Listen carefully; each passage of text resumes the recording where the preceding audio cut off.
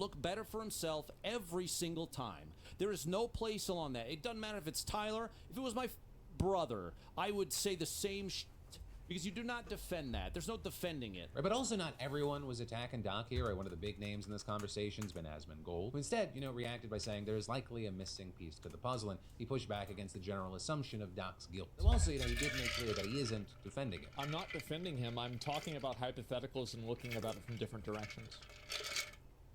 And I know that to people that have already made up their mind about this, I understand this might be upsetting. I get it. But I try to look at this objectively, and I think about it, and I'm like, what really happened here? Why is this happening? How is it happening? And what really makes sense out of this situation? And so, if that's upsetting for you to hear, then I think that you're in the wrong place. So here you also have creators like Mighty Keef saying the Dr. Disrespect situation is a litmus test for people's critical thinking skills, and a lot of people are failing. On the note of people bashing or accepting him, it does seem like he still has a sizable audience here. Because with that first stream back, I think he was streaming to like 250,000 people. With that, likely because you're gonna have supporters, critics, and those just interested to see what the first thing back is gonna be. Well, this morning, as I was actually recording this segment, he was streaming gameplay to YouTube to over 44,000 people. So while his YouTube channel isn't monetized right now, one, his audience is there, and two, he's still making money from donations. So also with that, Guy Beam did say that he intends on reapplying for YouTube's partner program later this month. And it will be interesting to see what happens there, because while yes, he did get banned over on Twitch, seemingly there's no criminal charges here, which for YouTube is usually the line. But for now, we'll have to wait to see how this plays out. And also, in the meantime, I'd love to know your thoughts. Like, where do you land on this? And then, it's been one hot summer, and I gotta say, sleeping on my Cozy Earth sheets, it's been game changing. You see, they're made with viscose from bamboo, so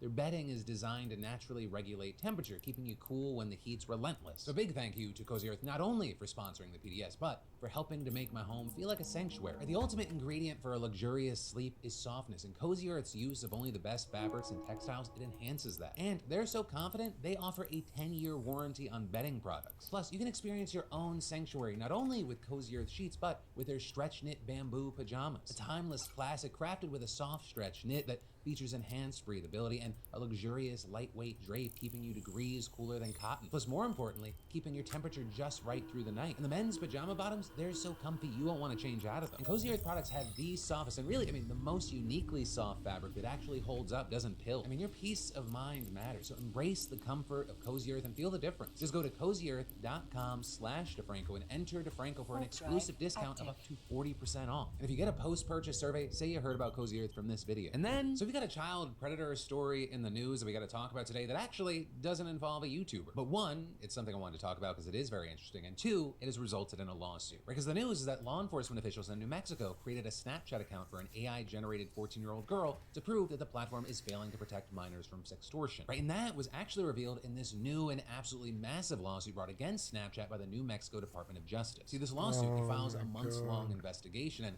the agency is saying that it found evidence that Snapchat is recommending minors to friend adults who will then ask them to trade nudes, which they can then use to blackmail the minors into sharing more photos or giving them money. With the lawsuit even calling Snapchat a breeding ground for this kind of exploitation and alleging that the app's policies, design, and algorithmic recommendations openly foster and promote illicit sexual material involving children and facilitate sextortion and the trafficking of children, drugs, and guns. And as evidence for this, the lawsuit says that the investigators set up a decoy account with the username Sexy14Heather using AI simulated images of a fake 14-year-old girl named Heather. And that account, they said, got a ton of recommendations urging it to contact accounts that sought to trade sexually explicit photos and messages. With this, allegedly including accounts with names like Teen Trade Virgin and other sexual phrases, as well as others that apparently focused on collecting explicit images of children. Like one with the username I Like Kids 60 and a tagline that reads Kids Under 12 with a heart eye emoji. It's not exactly fucking cloak and dagger. With a big key thing being that the lawsuit is alleging that Snap violated state law against deceptive trade practices by misleading the public about how safe the platform was so that it would keep profiting off of young users. And this including by making misleading claims and omissions about the explicit content on the platform,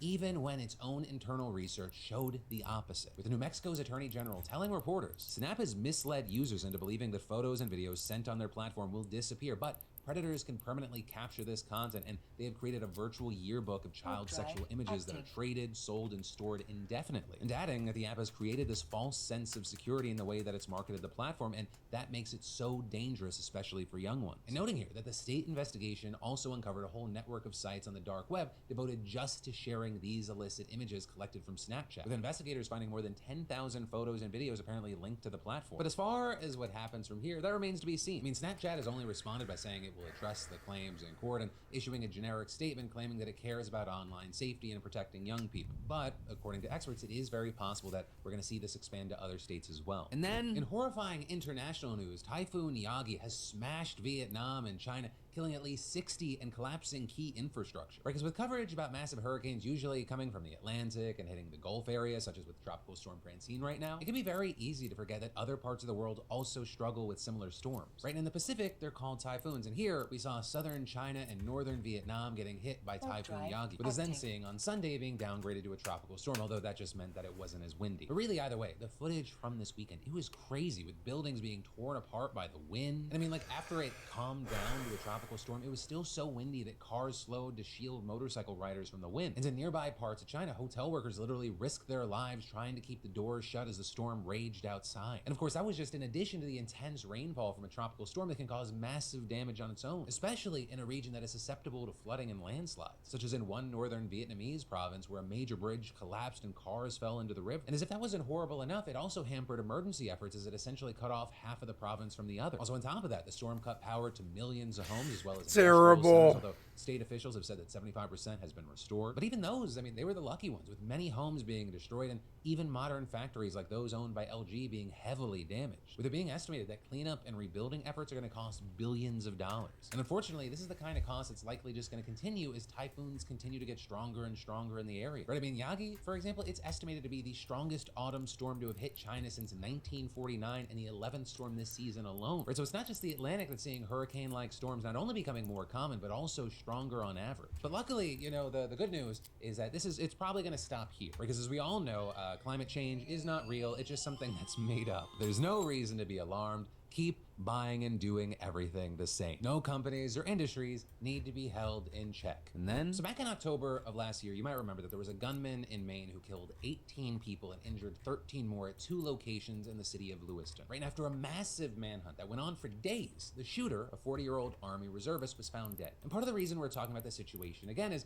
after an independent commission tasked with investigating the shooting released its findings and the police released their own report, we now have Maine Governor Janet Mills delivering her final remarks. And here, one of the biggest new takeaways has been that the police have significantly upped their use of the state's so-called yellow flag law. Because some states have what's known as red flag laws, or extreme risk protection orders. Like in Massachusetts, for example, any relative or roommate who suspects a gun owner is an immediate violent threat can apply for an emergency court order. And if a judge approves that order, the gun owner has to temporarily give up their gun license and their gun. But in Maine, as of 2020, you have something similar but different, right? There's a few extra steps in the middle. See, in Maine, someone who suspects a gun owner is an imminent threat, they can report them to the police. But then, before the guns can be seized, it's up to law enforcement to take that person into custody and have them evaluated by a mental health expert. And so what we saw is that after the shooting last year, you had a lot of people asking, hey, does this yellow flag law actually work? And this is, you had critics saying, hey, a red flag law, it would unfairly target law-abiding gun owners and infringe on their constitutional rights. So in the end, what ended up happening after a lot of debate is that the state beefed up the yellow flag law instead of turning it red. And since then, according to Governor Mills, the law has been used 15 times more often than it was during the 3 previous years, saying it is clear that following last year's tragedy, more and more law enforcement officers across the state are taking this law seriously, have taken state-provided training on its use, and are now using it on a daily basis to remove firearms from those who should not have them. And a big key thing here is that she also emphasized that police could have taken advantage of the yellow flag law to take custody of the gunman ahead of the shootings last year. With that, really just being one example of how this shooting reportedly could have been prevented. Because the commission's report, it found that the Army Reserve and police, they missed multiple opportunities to intervene and initiate steps to seize the shooter's weapons. So, with that, it's going to be interesting to see what happens in the years that follow, not only in Maine, but do we see other states follow in their footsteps? And then, there's perhaps never been a worse time to be an election worker in America, and that is also probably why more of them are leaving their jobs than any other time in recent memory. And I say that not because it feels like or it seems like, that is according to a new investigation from CBS at a nonprofit by the name of Open Source Election Technology Institute, with what they found being that more than a third of all top election officials have quit or retired since the 2020 presidential election. Y'all, that is the highest number in at least the last 2 decades. With that, he Perez, a board member at OSET, saying not only that it is unprecedented, but adding, for me, the greatest concern is that the departure of experienced officials creates vulnerability for how the public is going to perceive elections at exactly the same time that the information environment has just been absolutely poisoned by a lot of baseless and unfounded claims. But also, understand, this trend, it goes as far back as the 2000 presidential election, which was a whole different shit show. Of course, it's reached this whole other level, at least in part, because of Donald Trump's big lie. But there's just no evidence of the kind of fraud Trump continues to insist plague the 2020 election. And this, not according to people with Trump derangement syndrome or whatever the fuck that really is. I mean, that's usually just something people say about anyone that doesn't go along with your leader. But this is according to dozens of courts, Republican state officials, and people in his own administration have admitted that he lost fair and square. In fact, Donald Trump, maybe it's due to his age, he forgot to lie and he acknowledged that he lost in a Lex Friedman interview just last week. I was told if I got 63 million, which is what I got the first time, you would win. You can't not win. And I got millions of more votes than that, and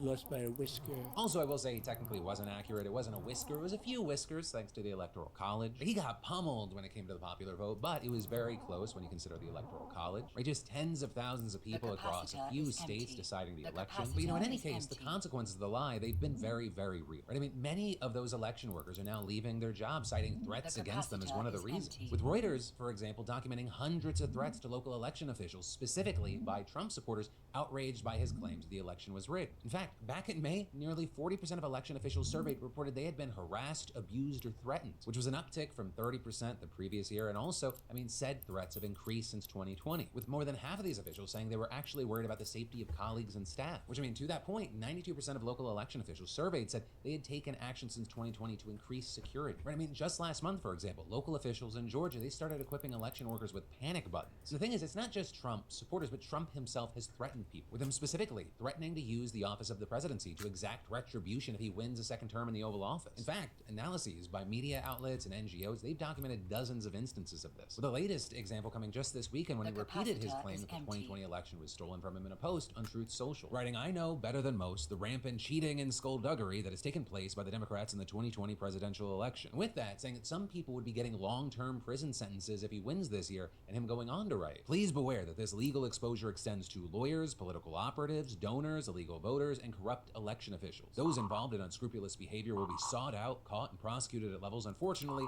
never seen before in our country." So basically, he's just planting the seeds to spread more lies in November if he ends up losing, which, once again, it's a coin flip right now. Which, if you're an election worker, that's gotta be scary to hear. It's also one of the reasons I think that if you have not left or you're getting involved, you are one of the most brave, patriotic motherfuckers out there. It very much seems like a thankless job. For now, time keeps marching on. We are just 57 days away from the election. Also, notably, Harris and Trump are debating tomorrow. It's going to be very interesting to see what that looks like. Oh, Harris and Trump debate today. But for now, really? I'll leave you with two things. Oh, that'd be One, interesting. what are your thoughts on the situation and the story in general? And two, just your semi-friendly daily reminder to, if you haven't already, go to vote.org to, one, make sure that you are registered to vote, and two, if you're not, get registered to vote. You know what? Let's add one to it. 3, check in with some friends and see if they're registered to vote, especially if y'all are in any of these battleground states where elections literally get decided by individual tens of hundreds of thousands of votes. Feed your main character syndrome, because you literally have a greater weight on the scales of history. But that, my friends, is the end of your Monday evening, Tuesday morning dive into the news. I hope you feel filled in. I love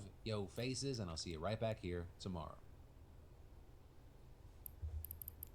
When you're a true mom and pop indie small venue, you're like one person and you're doing like 6 jobs. You guys here with the water department? You guys need drink tickets? You want me to do it? Here's a list for a backup. I could be up on the roof later working on the air conditioning for all as we know. And let's do our little security meeting then. How you doing? You all right? Are you sweating? How the heck did that happen?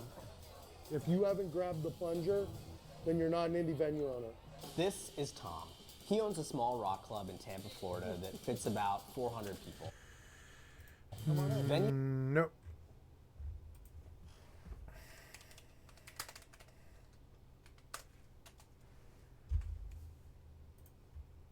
The big debate tomorrow night is in the city. Thank you, CNN, for the excellent content for my stream. I'd like and sub to your channel. Thank you, Philip DeFranco, for the excellent content for my stream. I'd like and sub to your channel.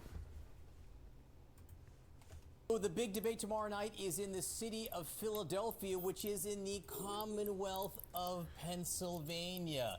Now, In a previous episode of CNN News Central, I circled Pennsylvania many, many times to emphasize just how important it could be in the election. Watching from home when I was doing that was CNN's senior data reporter, Harry Etten, who is standing right here to kind of put some meat on the bones, right, and do a better job than I did of just circling Pennsylvania. I'm going to be additive. I couldn't do a better job. I'm 2 just going to million. make the product you made even better.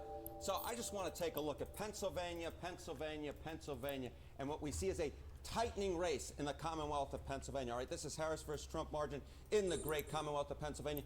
A month ago, when you looked at the polls, New York Times +4 Harris, +3 Quinnipiac for Harris, Franklin and Marshall +3 for Harris. But look at polls that have come out over the last week or so, and what do we see? We see a much tighter race. We see a tie in the CBS News YouGov poll. We see a tie in the CNN SSRS poll.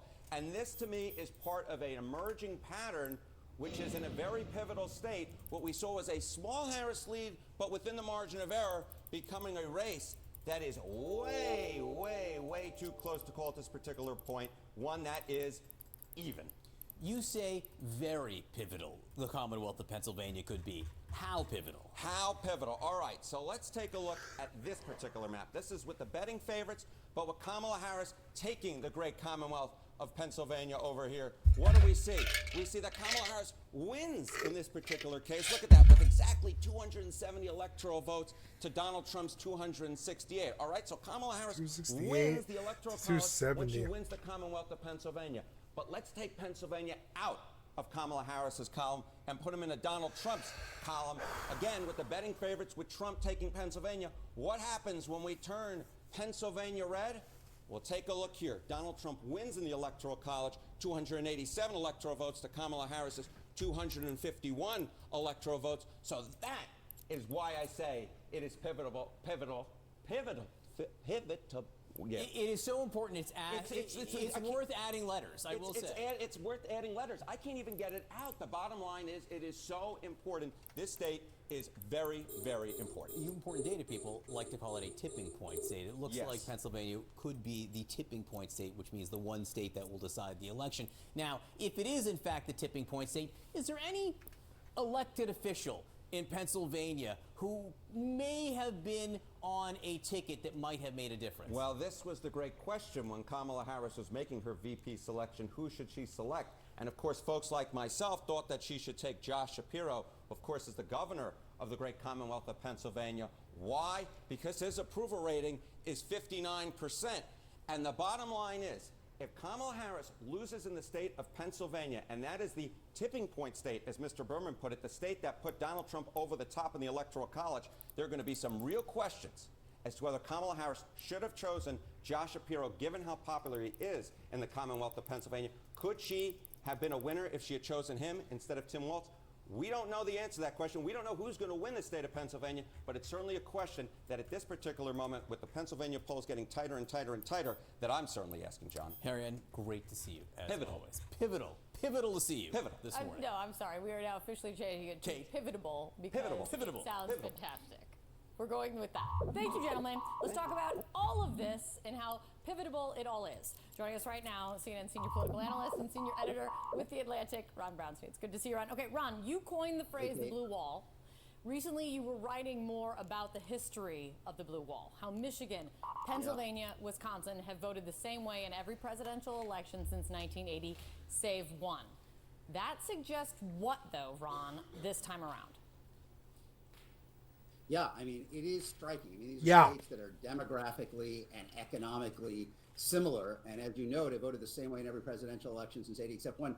They've even voted the same way in every gubernatorial election since 1994, except one. Crack him. But as you're noting, we're seeing something of a different pattern potentially. This year. The totality of the recent polling, the CBS poll yesterday, the Say 24 YouGov project.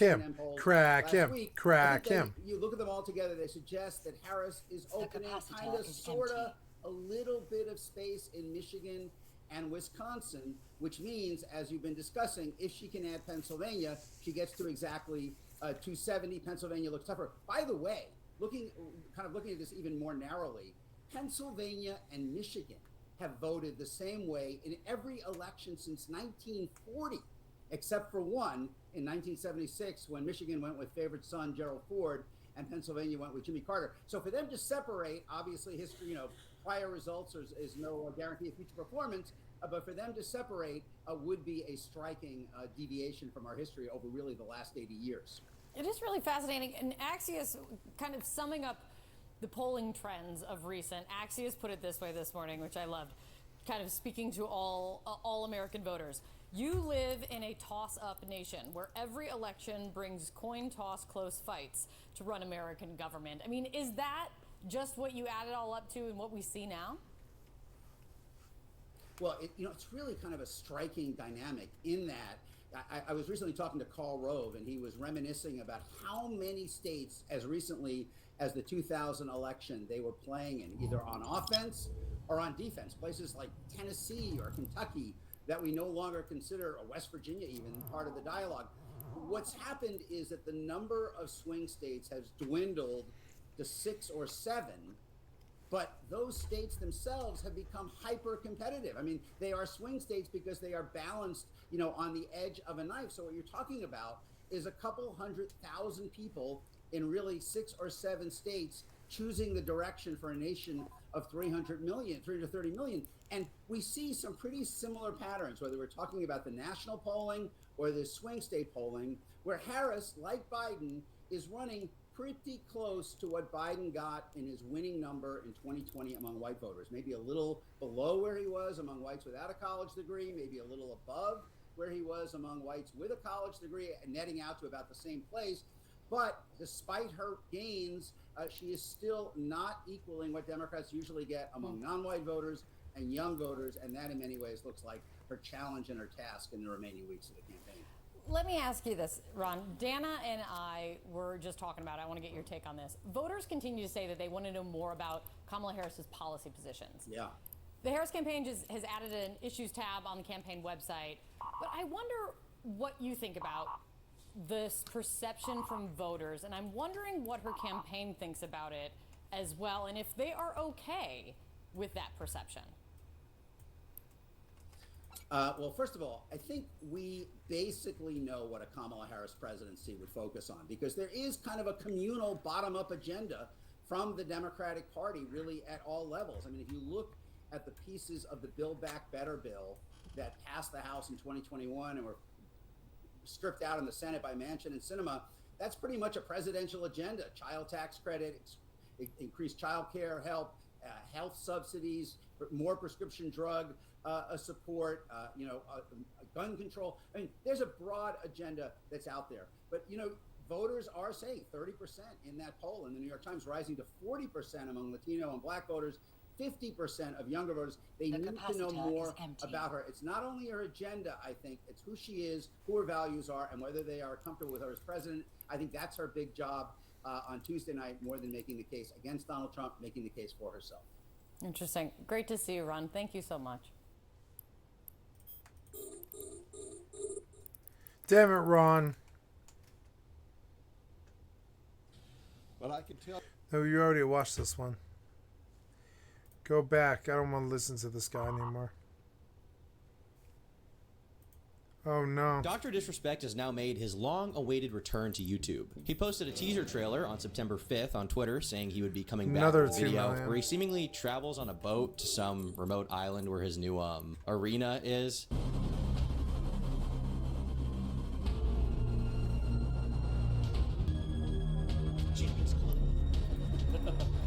We're just getting started. And as you can imagine, there were a lot of responses talking about what that island may have actually been, I'm cold. Oh, what's that boat? Oh no! He's back! Get away! Don't come on this island! He's gonna touch me! He's gonna feel me! He's gonna disrespect me! No! And Doc on one hand can act like he doesn't really care about the mockery and people bullying him basically in his replies, but you can tell this stuff is getting to him quite a bit by the way he responds to it. If it was almost anyone else, I would probably feel bad for them because the roasts, like, they just keep coming. It's like brutal, torrential downpour of Europe file basically. But he wouldn't let these people keep him down because the next day he decided to fire up a live stream, the first one he's done since the allegations dropped, where he responded to the allegations. Well, I got out. I made 10 million, but I lost 5 million in drones. And I learned something that I don't want to do this again. But I learned something. I guess I could probably run T0s without worrying too much and make like 5 million and go do it like 3 times. But honestly, it requires so much attention that I don't really need it. Yeah. So we lived, but we lost 5 drones, and that makes this basically worthless. This entire run. Drive active. Allegations directly, kind of. People want show the message. Show the message. Blah, blah, blah. I'll be right back and I get some peanut butter.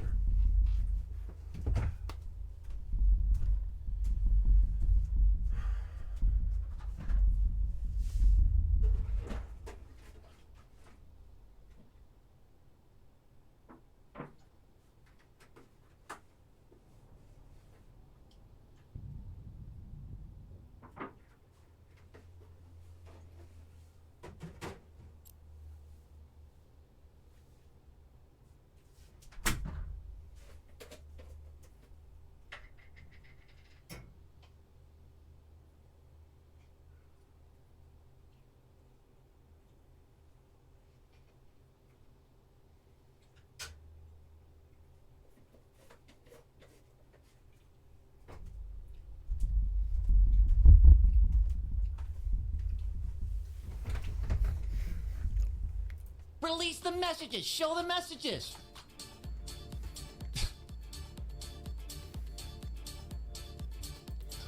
What are we in 2nd grade?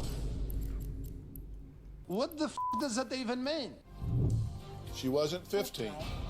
She wasn't 14. She wasn't 13. She wasn't even 12. I'm putting cases on all you. Now, we are going to get into his response, but I think first it'd be good to just retread what happened with these allegations in the first place, so everyone watching here right now has full context for what happened before we get into his response. Heard you've been gooning lately. Lost your edging streak? Looks like you need a little reminder, buddy. Stop gooning with my new merch.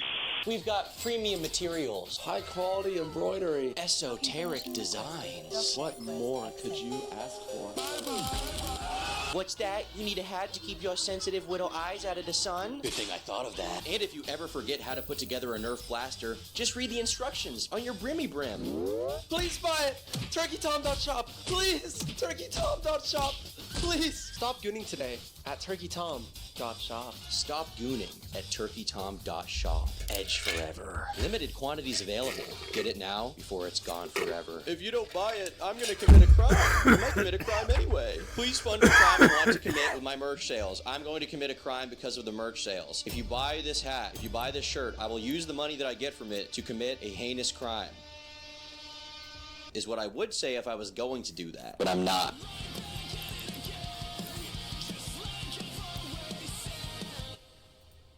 Almost 4 years after Dr. Disrespect's ban, on the 21st of June 2024, former Twitch employee Cody Connors would allege the reasoning behind Doc's ban publicly, stating he got banned because he got caught sexting a minor in the then existing Twitch Whispers product. He was trying to meet up with her at TwitchCon. The powers that be could read it in plain text. Case closed, gang. No one made the wrong decision. Him and his boys. This tweet would be met with a lot of pushback initially, with a lot of people asking for proof of the claims because they didn't know how reliable this one random guy was as a source. And frankly, people were really justified in doubting the authenticity of this statement. I mean, this is one guy. We don't know if he has any real information here. And people even found out that he was previously teasing releasing this information on Doc multiple times under the condition that his band would sell enough concert tickets. And he may have been joking here, but obviously, if you're the leaker behind this kind of thing, you're going to be heavily scrutinized for that that kind of thing going forward. Regardless, a man named Jake Lucky would signal boost these allegations. He's like a kind of esports Keemstar type guy. And when he boosted it and got a lot of attention, Doc felt like he had to respond. And he did, saying, "Jake, seriously, I get it, it's a hot topic, but this has been settled, no wrongdoing was acknowledged, and they paid out the whole contract." Now, a few notable points stick out in even this small of a statement. The most obvious being that rather than directly stating the claim was like false or he didn't do that, Doc instead chose to say no wrongdoing was acknowledged, seeming to be a way of kind of telling the truth and acknowledging the allegations without directly denying the validity of the statement itself and not really getting into it, right? For some reason, the details were lost on Doc for the time being. Another interesting aspect of this is that Doc claims he was bought out of his contract, and that's information that up until that point was not public record. We didn't know what happened between him and Twitch. We knew he got banned, we knew there was some legal action, and ultimately it seems like they settled it, and that's really all we knew. This information didn't paint a very good picture. It was a little bit damning. A lot of people believed this was an indirect admission of guilt, only with the added context that Twitch decided to pay out his contract despite whatever he did, which got Twitch a lot of So people were demanding a response from Doc because this was just not satisfactory, and he would decide to elaborate the next day, saying, "Listen, I'm obviously tied to legal obligations from the settlement with Twitch, but I just need to say what I can since this is the fucking internet. I didn't do anything wrong. All this has been probed and settled. Nothing illegal, no wrongdoing was found, and I was paid. Elden Ring Monday." This statement, much like the last statement, said more in subtle context than it did in actual substance. Because once again, Doc refused to say whether or not the allegations were true. He did say that nothing illegal happened, and, you know, that could entirely be the case, but this wouldn't dismiss the merit of the allegations. Technically, you can have inappropriate messages with a minor, out of context based. Take it out of context now. Technically, there are instances where people have messaged minors inappropriately and nothing illegal happened. That doesn't mean it's right. I mean, the age of consent in a lot of states is 16 years old, and while you may not receive any legal punishment for sleeping with a 16-year-old as like a 35-year-old man, let's say hypothetically, not that that's what he did, but hypothetical world, while legally you may not be punished, it's still the overwhelming societal standard that doing so is gross. And people also focused a lot on this statement that he didn't do anything wrong, because if he's using the standard of legality to support this, then he may actually have a case. But if there was any truth to the allegations and he just didn't do anything legally wrong, then obviously people would still find what he did to be a lapse in judgment, a severe and continuous one even. But the situation was far from over. Many of Doc's partnerships began to fall through. Turtle Beach, who you guys probably remember from like 2014, from being like the goats of gaming headsets, okay? Bro, my dad loves me because he got me a Turtle Beach. They pretty quickly severed their entire partnership with him. They removed all of the merchandise related to Doc from their website. This was also followed by NBA 2K's publisher, 2K Games, and they gave their full public intentions to remove any association they had with him from their games. The San Francisco 49ers did the same exact thing, announcing they'd no longer be working with Doc going forward. Game Fuel, who had previously cut ties with Dr. Disrespect, would once again separate from him. First Watch, the developer of the third-person shooter Rogue Company, would also remove their $20 skin of Doc from the game and offer full refunds for anyone who purchased it.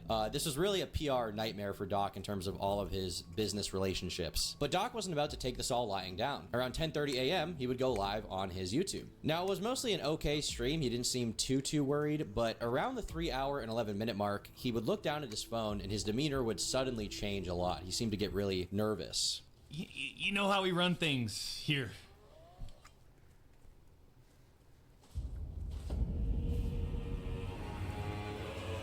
Oh my god, and you're like playing Elden Ring during all of this. This is the worst game you could be playing during all these problems that you have. This is the worst game that you could be playing, and that's the one that they want you to play because you've said all of your life that you're like a Souls-like fan.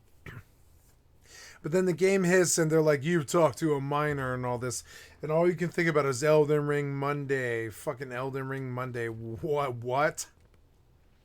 No game has ever been that good.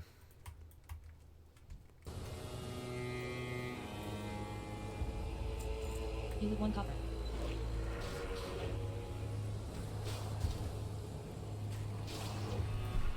You feel normal.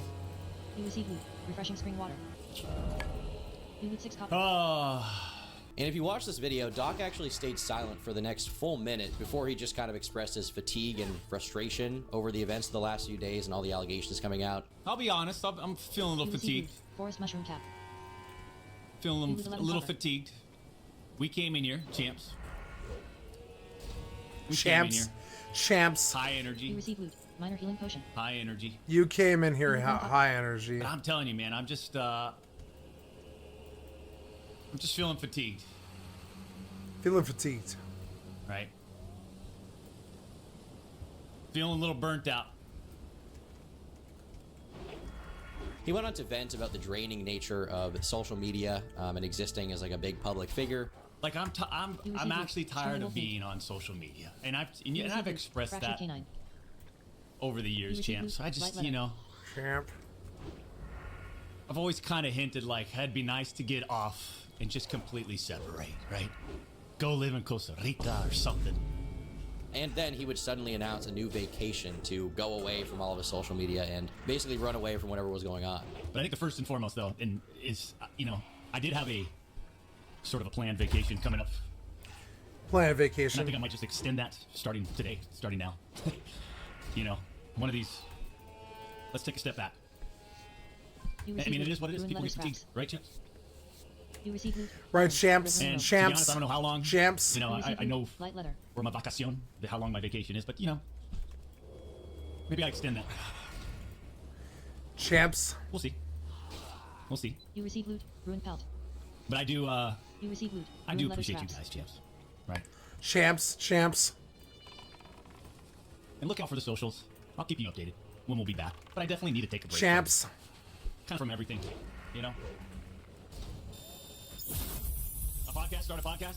I think what I'm most interested in, and believe it or not, champs, because obviously when you talk to your gamer like me, champs, when you're gaining skill sets, is just incredible, and you know, you look like this. You know, why wouldn't you want to be in front of the camera all the time?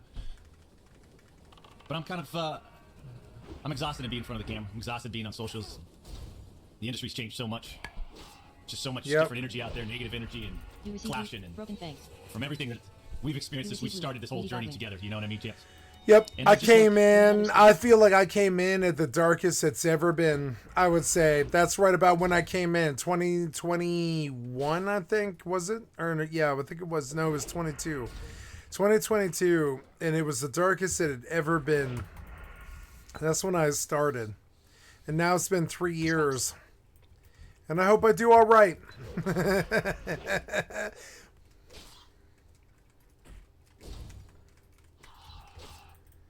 You receive loot. Meaty Batwing. Meaty Batwing. You receive loot. Ruined pelt. Meaty Batwing. You receive loot. When I go outside, I just feel so much better. When I remove myself, I just feel, what the hell is this, you know? So that's all I'm gonna say. Keep playing, Doc. We don't care. The fuck? Okay.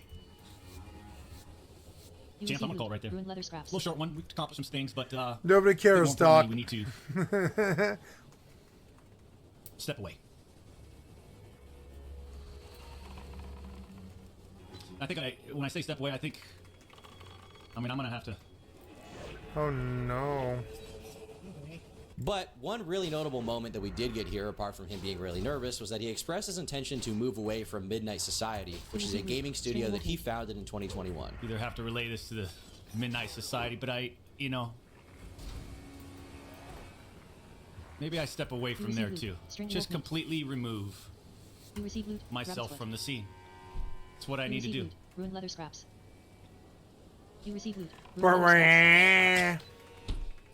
Right? He was basically saying this was like an amicable split given the controversy. He didn't want it to affect them. But weirdly enough, shortly after Doc's live stream would go dark, the real Midnight Society Twitter account would post this message saying, "On Friday evening, we became aware of an allegation against one of our co-founders, Guy Beam, also known as Dr. Disrespect. We assumed his innocence and began speaking with parties involved. And in order to maintain our principles and standards as a studio and individuals, we needed to act. For this reason, we are terminating our relationship with Guy Beam immediately. While these facts are difficult to hear and even more difficult to accept, it is our duty to act with dignity on behalf of all individuals involved, especially the 55 developers and families we've employed, along with our whole community of players." The magnitude of how big of a drop this was can't be overstated. It's like the same thing that happened where, like, Chris Tyson said that Chris was stepping away from Mr. Beast, and then Mr. Beast was like, "I kicked that bitch out," right? It's like Doc says he's, you know, having an amicable split, and then the actual company is like, "We kicked him out." So seemingly someone is lying, or they've both agreed to lie to benefit their reputations the most. For whatever reason, the people at Midnight Society believed that what he did was horrible. terrible. Or at least it looked bad enough that they didn't want to be publicly tied to him anymore. Well, with his hands kind of tied and, you know, him realizing he was pushed against a wall, he ended up releasing a statement. On June 25th of 2024, he wrote, "Hello, I'd like to make a quick statement. Let's cut the fucking bullshit. As you know, there's no filter with me. There's no filter with me. I'm based. I've always been upfront and real with you guys on anything that I can be upfront about, and I'm always willing to accept responsibility, which is why I'm here now. First and foremost, I do want to apologize to everyone in my community as well as those close to me, my team, and everyone at Midnight Society Game Studio. A lot of people have been left in the dark about what happened yesterday with Midnight Society and I, and we made the painful decision collectively to have me step down. Our team is full of incredibly talented and good people that have high career ambitions and families, and I never want to jeopardize the culture we've carefully crafted." Now, this clearly, as I said before, contradicts a statement posted by Midnight Society where they said they investigated him personally and they decided to terminate the relationship, but he's claiming it was like a super mutual thing. So either Doc is lying or Midnight Society is lying, or they're both lying in tandem and they like agreed to lie behind the scenes to protect both of their reputations or something. Now, he goes on with this statement saying, "Everyone has been wanting to know why I was banned from Twitch, but for reasons outside of my control, I was not allowed to say anything for the last several years. Now that 2 former Twitch employees have publicly disclosed the accusations, I can tell you my side of the story regarding the ban. Were there Twitch whisper messages with an individual minor back in 2017? The answer is yes. Were there real intentions behind these messages? The answer is absolutely not. These were casual, mutual conversations that sometimes lean too much in the direction of being inappropriate, but nothing more."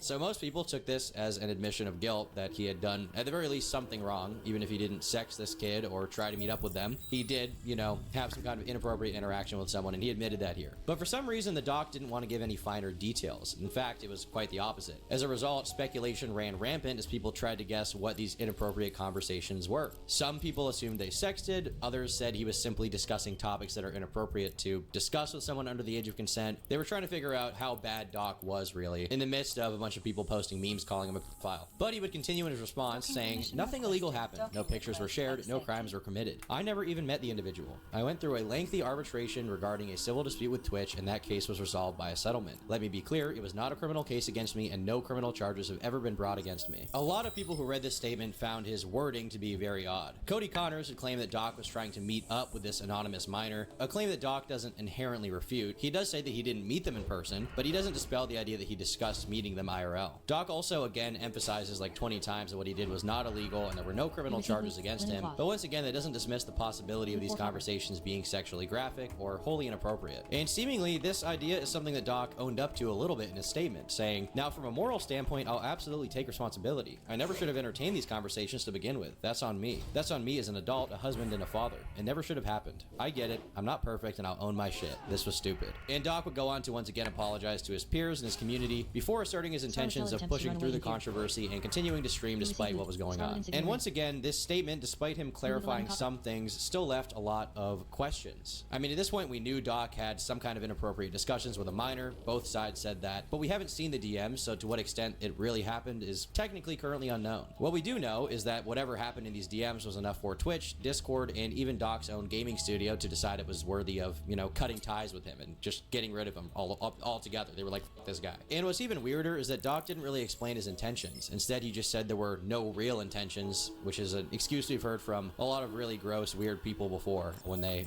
you know, go to a certain house and have a seat. "Hello, Doc. Chris Hansen here of Hansen vs. Predators. To catch a predator, have a seat with Chris Hansen. Now, Doc, I'm going to need you to... Doc. Have a seat right over there." The wording of it leaning in the direction of being inappropriate was also really weird. Like, why would Doc choose to say so little about this when his career and reputation is on the line? I mean, prior to this, sure, maybe he didn't want to talk about it because there was some settlement with Twitch that he didn't want to, you know, really get into, because if he did, they could potentially sue him. But someone from the Twitch side had already broken that NDA, so why not just get into it now, right? Doc would even go as far as to remove the phrase minor from the tweet and replace it with just the word individual, but then he got backlash and then he decided to put it back in. I didn't really know why he did that, seemingly because he realized that minor being in there was not good. But then the Dr. Disrespect Defense Squad came on the scene, starting with Sneeko. Most of them are teenagers. Most of them are underage. It doesn't even matter to them, because Twitch is 13 plus. So they're okay if you're 13 years old edging to Pokemon all day. But if Dr. Disrespect text a girl who's 17 years old, 11 months, 364 days, 59 minutes and 59 seconds, he's the worst person ever. Why? Are you really retarded? Now, a lot of people found this comparison pretty unconvincing, but there were still a lot of people who echoed this similar sentiment, saying that Doc had messaged a 17-year-old definitively. That being said, there's literally no evidence to support the idea that Doc messaged a 17-year-old, as Sneeko claims. I know where this comes from. It comes from this leaked email from a former Twitch employee that is frankly fake. You can tell it's fake because this email claims that the Twitch whispers were from weeks prior to his last stream in 2020, but this contradicts what Doc said and what Cody Connors said and what every other source has said about this, which is that these messages happened in 2017, not in 2020. This email also claims that no sexting took place. They also claim that Twitch was monitoring his private messages and that Twitch had an agenda to force him out after his bathroom scandal. And none of these claims have really been verified by any reputable source. Every established publication like Rolling Stone has said that upon speaking to Twitch employees, the email is fake, so I'm gonna, just assume that this email is fake. It doesn't seem real. Despite that, a lot of people ran with the narrative that the minor was 17, despite there being no confirmation of the minor's actual age. For all we knew, they could have been fucking 12. And this is where the trail really went cold for a while. Obviously, commentary channels discussed it. Doc had his various little Twitter meltdowns. He had the whole "I'm playing chess and you're playing checkers" thing, where he was like spurting out at people in the replies, being like, "You have pronouns," which is like true, cringe, but also you messaged a child, so that's bad. Worse, probably, I think. Yeah, I don't think that's that controversial. But then Doc started teasing his return, saying he'd be making a return to streaming. People made more videos about that, including me. Nice, Now, he finally, leashed. We've gotten an actual response from Doc on these allegations, and I think it would be good to get into it. You see, there was a lawsuit pending, and as part of that arbitration, all parties were not allowed to speak publicly about the case. You receive loot. Scarlet insignia ring. I respected those You lose rules. 7 copper. Approaching Stargate. What rules, My lawsuit dude? against Twitch was eventually resolved, as you all know. But even then, as part of the settlement, all parties were still prohibited from speaking publicly about the case or the settlement. However, if one side violated that confidentiality, then the other side could respond. And again, champs, again, I respected all Captain the Farah attempts confidential to run away in fear. obligations. Champs. You loot 10 copper. Again, champs. But apparently Twitch's own disgruntled employees didn't feel the need to abide by those same obligations. Cody Connors, ex-Twitch employee, wasn't even involved, leaks Twitch's reported reason. Years later, Scarlet missionary attempts to run away in fear. Cody, why do this? What was the point? This was settled professionally. And you, knowing how black and white the internet is, you decided, you fucking rat, to leak the reported reason Twitch banned me. So I don't think that defending Cody Connors is a game I really want to play, especially considering how, like I said, he was also promoting his own concert tickets by saying that he would reveal the reason Doc was banned if people went to his stupid show. It was probably a joke if I had to guess, but the idea of profiting off of revealing allegations about someone and paywalling information that the public should know anyway is pretty dumb, and I think that it, called into question Cody Connors' reasoning for leaking this. So you can criticize Cody all you want, but the allegations I care about are the ones against Doc, not Cody Connors. Cody is some nobody loser who worked at Twitch, and while he is worth criticizing, Doc is the one being accused here, so I don't want Doc to be able to distract from that too much. Well, I mean, for what? Cody? Why? Did you not know the repercussions from spewing lies about the 2-time? Did you not know the repercussions of accusing me? So here he says lies are being directly spread about him. About the curious to see 2-time? what those lies are. I'm sure he'll provide a lot of evidence and screenshots. You said that I got banned from Twitch because I was sexting a minor through Whisper's messages? Do you even know what the legal definition of sexting is? I do. And yeah, I used Twitch's Whispers, but trust me, I wasn't sexting anyone. You also said the word minor, Cody. Scarlet missionary I attempts to even run away made in fear. sure that word was emphasized in my statement, edited, etc., just to make sure these so-called journalists Autopilot jumping. would pick up on it. And boy, These oh boy, so-called did they, journalists. You see, you guys just have to Champs. understand, okay? Putting Champs. the word minor in the statement was all part of And my 4D champs. chess plan, okay? Minor On the and Master of champs. Puppets, I tricked all of you. You see, when I admitted to inappropriately talking with a child, it was all a ruse so that you would then accuse me of talking to a child, and I could then say, huh, I'm not a pedophile at all. I just said I was, so you would think that I am. See, this is genius, okay? This guy, big brain. I apologize. I will give him some credit here. We haven't definitively seen proof that he sexted a minor, as in like sending pictures to them or anything like that, and that allegation also is not something that even than anybody at Twitch or Cody Connors said. So, you know, from that perspective, I guess he is technically right. Here's what we do have, though. Rolling Stone did this article where they talked to some Twitch employees about the allegations. They were anonymous employees, so we don't know who they are, but I'm assuming they're not Cody Connors because Cody previously went on the record with his real name. A former Twitch trust and safety employee who worked for the platform at the time Beam was banned and has direct knowledge of the matter confirmed to Rolling Stone that Beam continued to send sexually graphic messages to a minor he knew to be underage. This former employee, who requested anonymity to avoid jeopardizing their career, also said that crucial elements of Beam's latest offensive tweet are inaccurate. I recall that Dr. Disrespect was made aware by the individual that they were underage during the conversation, after which he indicated that this was no problem and continued on. There was no confusion. Messages sent after this was acknowledged were no less graphic and in sexually explicit nature than before, and I think more than the categorization of leaning too much in the direction of being inappropriate might indicate. The ex-Twitch employee has also provided Rolling Stone a more detailed account of internal conversations at Twitch following the report of Beam's messages and his subsequent ban. They say the details of Beam's case are coming out because of Connor's explosive tweet last week. Cody definitely got the ball rolling. Me and many former colleagues are only comfortable speaking up now because of it. Our priority is always to the safety of the alleged victim and to keep their identity a secret, they said. When you and all these so-called journalists, Cody, fired off your tweets, we are still did at any of war, you and the consider that Scarlet this Twitch Crusade user grows in strength? The report executor Aaron sent me indicates Scarlet Experience gain, Crusaders have been raiding 625. from the ruined tower in southeastern Received 1 silver, Tirisfal, 75 near the copper. Balnir farmstead, You under receive the item, command Zombies of Captain Embracers. Vashon. Kill Vashon along with 5 Scarlet Friars. It should prove to be a devastating blow to the Crusade. Autopilot jumping. Varen Mathras would be proud. You serve your leaders well, adventurer.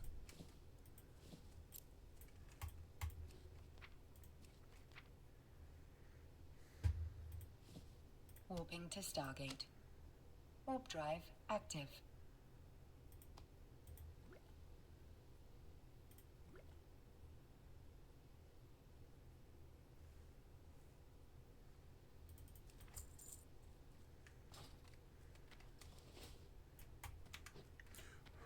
may have been over the legal age of consent at the... Well, I hit 10. I've got 28 silver. I get to... Or, I'm sorry, I got to train and all that. It was sweet. Stargate. Now I'm in the inn. I've been at this for getting tired, so I may go to bed here, but I've been at this for a while. There. 13 hours. Autopilot jumping.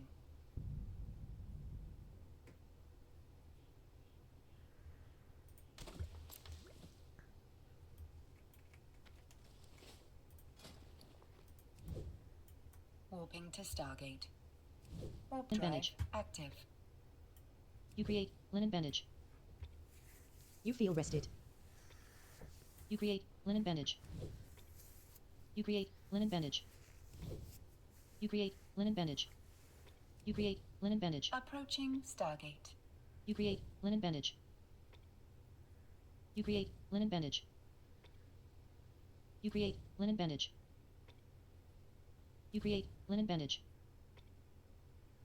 You create linen bandage. You create linen bandage.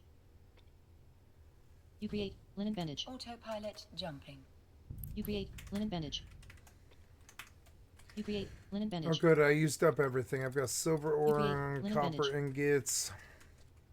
You create linen bandage. But mainly I'm broke. You Oh, create no, I'm linen not broke. bandage. I can go buy now You when create linen the bandage. time turns. You create linen bandage.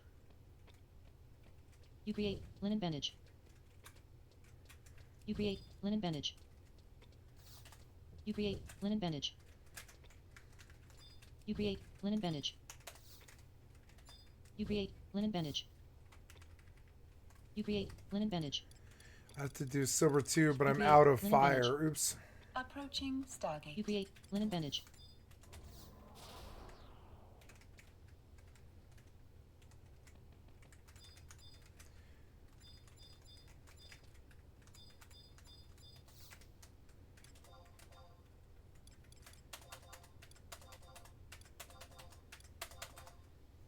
Autopilot jumping.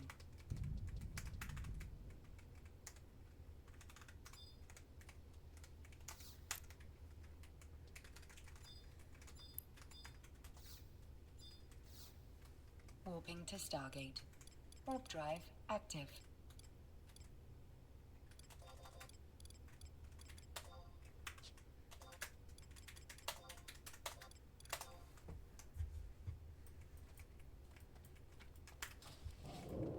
Oops.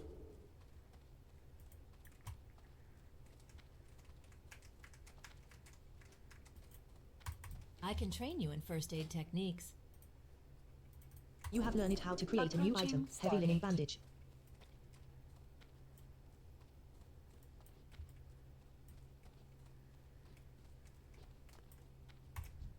I have no time to waste on the likes of you, adventurer. No, I imagine you probably don't.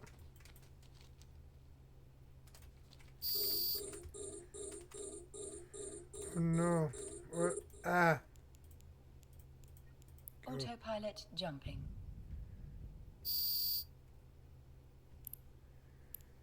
Eden, go.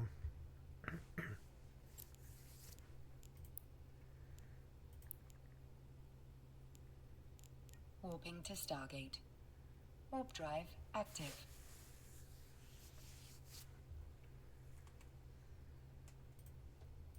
Time of the messages? You didn't. Neither did any of these journalists, and neither did Twitch at the time of the ban. So I guess now the explanation here is that the person was over the legal age of consent, which depending on the state could mean that they were 16 or 17 depending on where it is. But I don't feel like this is a very good defense once again, because Doc is not like a 19-year-old talking to whoever this victim is. He was in his mid-30s already when all this happened. I think any reasonable person would agree that a 35-year-old man engaging sexually with someone who is, in the best case scenario from Doc's explanation, 16 or 17, I think most people would agree that's still a bad thing to do. Doc has insisted time and time again that nothing illegal happened, and maybe that is the case, but legality is not the perfect argument for morality, right? Not every law is just, not every conviction is based, and just because someone hasn't been charged with a crime doesn't mean they didn't do anything wrong. You also tried to... Goddamn EdenCom fucking turrets killed me instantly. What? What's the point of that? God damn it, man, I got robbed there. Warping to Stargate. Warp drive nope, stop. Autopilot disabled. I just want you to... Why did you full-blown detonate my Tristan with no warning? Why did you make the game like that, you stupid piece of shit? Worthless developer.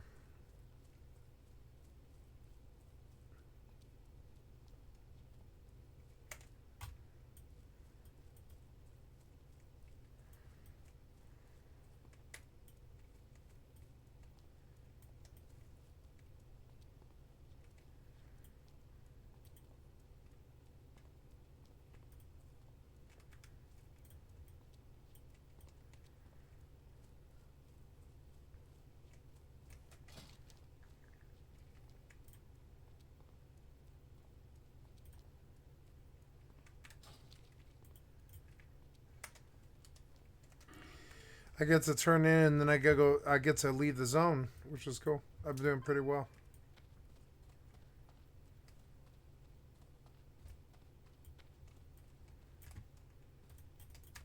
Meet up with this user at TwitchCon, but you're wrong. Let's set the record straight. I never intended to meet this user ever.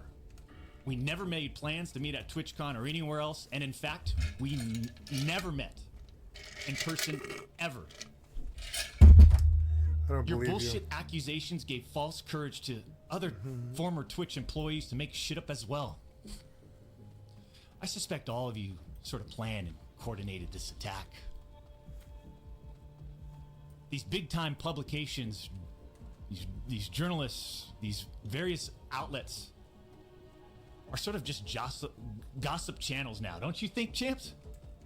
They act like they're just gossip channels now. Champs? Without any real journalism and real research happening. Obviously, I can't deny that, you know, mainstream media outlets are often gossipy and cringe, spread misinformation. I mean, you can't deny that, you know. I have no real love of the mainstream media. But when Rolling Stone, who's a pretty big publication, no matter what you think about them, talked to Twitch employees, and every employee gave the same story about what happened to Twitch, it's kind of hard to write this off as just like the rumor mill, you know? Especially when Doc himself at least partially confirmed these allegations to be true in his original response, response when he said that not only had he talked to a minor, but he also acknowledged the messages were inappropriate and what he did was wrong. Were there Twitch whisper messages with an individual minor in 2017? The answer is yes. I don't see a lot of defense here from Doc. I don't see a good point of defense, a good plan of attack against all these people talking about this. I don't see how his response exonerates him in any way. Ultimately, I think if Doc wants to be taken seriously here, he needs to provide some receipts, he needs to provide some documentation to prove that what he did was not that bad. If it wasn't that bad, then why not just release the messages in theory, right? I mean, you know, out of context, sure, maybe it looks bad, but in context, if he can explain it all away, why not just release that? But it seems like he doesn't want to do that. And, you know, a lot of people are going to speculate, you know, as to why. He's gonna steal me! He's gonna disrespect me! No! They reported on all this based on leaks from 2 former Twitch employees, one of whom was supposedly on the trust and safety team. If these anonymous sources worked on the trust and safety team at the time of my Twitch suspension in 2020, Trust and safety team. then you would hope they would tell the truth. Tell the true trust and safety team. That's just too much to ask. Too much to ask. These Trust and former safety trust and team. safety team members and Trust and safety team members. Too much to ask. That's my tablet? Oh. No, that's my phone. My phone started playing a crazy ass video like 40 seconds ago for no reason. What the hell? I don't know why. Sorry, guys.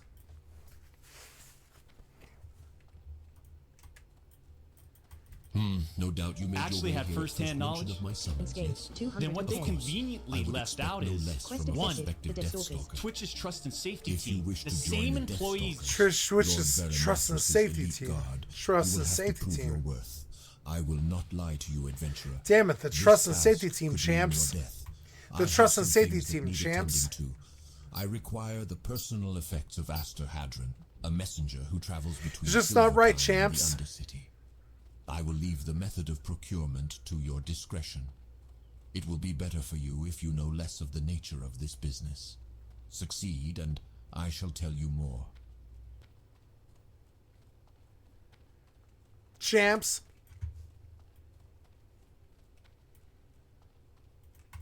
Decided to ban me, internally admitted that the whisper messages were not sexting. And 2, Twitch's trust and safety team, the same employees that decided to ban me, internally acknowledged that the whispers did not constitute child sexual abuse material CSAM. Now, I'm not going to defend the way Twitch handled this whole thing, even from what I know definitively about how they handled it, you know, based on the public stuff. I don't think they handled it well. But in theory, if what Doc is saying is true, he should have some proof of this story. He should have Damn it, screenshots, he champs. should have some kind of documentation. I mean, he had a whole court case for Damn it, champs. This is your fault. This is your fault somehow, champs.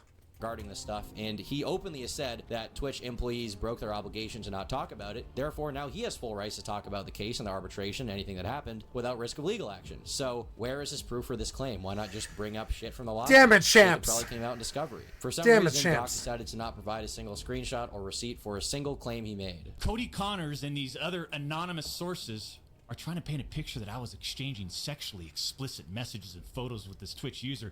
That never happened.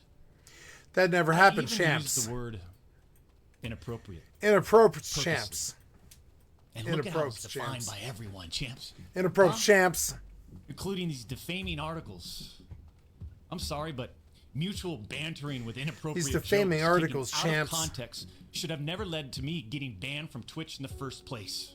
Oh, well, if they slandered you, you should sue them. You should take them to court. You have tons of money. You're Dr. Disrespect. You're a multi-millionaire, right? The 2-time champion. Just fucking sue them. Counter them. Counter their specific claims about you. I would love to see some shitty publication get sued into the dirt for slandering someone. I mean, they frankly have probably lied about others and done some shitty journalism. So let's get it. Let's get it done. Is that going to happen? I don't think so. What is worth noting here Damn is it, that Doc champs. says he just made some jokes with this person, which is a big departure from what every source who saw these messages claims about it. So one of them has to be lying. And what Doc is saying here even contradicts his prior statement where he admits, you know, that he had some very bad inappropriate messages with a minor. So it just doesn't really, you know, make sense. He's kind of downplaying it. It makes you wonder why he deleted that original tweet where he said he had messages with an individual minor. And it also makes you wonder why he didn't acknowledge a single source for any of his claims or go into even his own posts, right? He refused to pull up a single link to fucking anything. I mean, it really makes you think. I mean,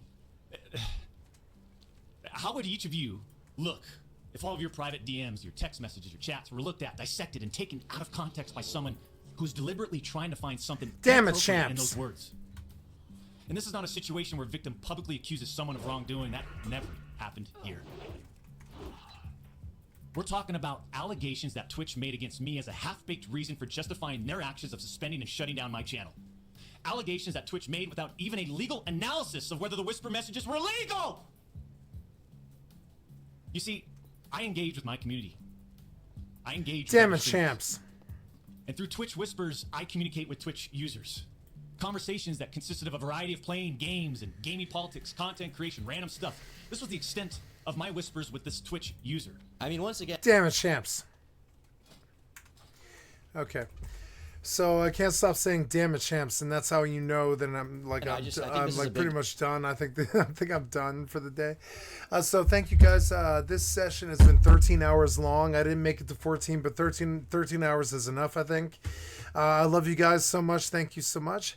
You've been watching Skycat Live, and I came back after a reformat, and I'm much happier with much better frames and stuff. And anyways, I'm going to go to bed and then walk and then get up and go to work, and I'll see you this evening. You've been watching Skycat Live. I'm a full-time variety gamer all day, every day. Put me on in the background. Click on the cat's face to donate. Click on the Twitch TV or YouTube or Facebook. And thank you so much for your time. Thank you for watching me play lots of Rust, lots of EvE, lots of FFXI, lots of WoW hardcore. Got to level 10. Doing pretty good, and that's all I have for you. So I'm going to bed, and I love you guys. You have a wonderful day. Bye. And now the video ends. Oh, I'm sorry for one more thing. This session was recorded in its entirety, which was 13 hours and 5 minutes. And that session will be placed on my YouTube, as you can see here. And there's a lot of YouTubes on there, and I'm sorry, there's a lot of videos on my YouTube channel. Oh, sorry. There it is, and it goes on. Lots of views, lots of videos and stuff. I just keep it on. I keep churning out the material, baby. So come to my YouTube channel, and if you like what you saw here, come check me out. Thank you so much. I love you guys. Hope you have a wonderful day. And I hope you kick various different asses in your video games. I love you guys so much. I'll see you this evening for more Rust and EvE and FFXI and WoW. And y'all have a good day. I love you. Bye.